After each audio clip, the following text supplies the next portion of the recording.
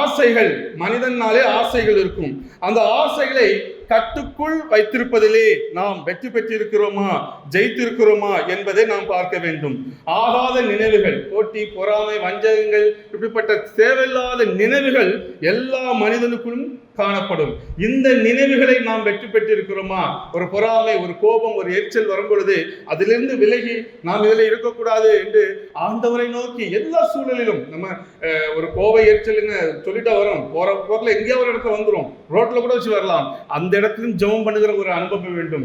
எனக்குள்ள இந்த கோபம் வரக்கூடாது, எனக்குள்ள இந்த பொறாமை வரக்கூடாது, எனக்குள்ள இந்த இச்சை வரக்கூடாது, எனக்குள்ள இந்த தேவையில்லாத ஆசை வரக்கூடாது என்பதை உணர்ந்து அந்த இடத்திலே ஒரு ஜெயிக்கிற ஒரு அனுபவம் நமக்கு வேண்டும். அதுதான் ஆண்டவர் சொல்றாரு, எப்பொழுதும் ஜெபிக்க வேண்டும் என்பது அதுதான். ரோட்ல போகச்சுமே அந்த சூழலிலே நாம் ஜெபித்து அந்த இடத்திலே வெற்றி பெற நாம் அழைக்கப்படுகிறோம்.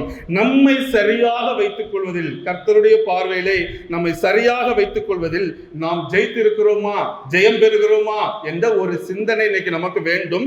இதை நாம் ஒவ்வொருவரும் அவரவரை நாம் திங்க் பண்ணி பார்க்க வேண்டும். எந்தெந்த காரியத்திலே நாம் வெற்றி பெற்றிருக்கிறோம் என்பதிலே நாம் இன்னைக்கு யோசித்து பார்க்க வேண்டும்.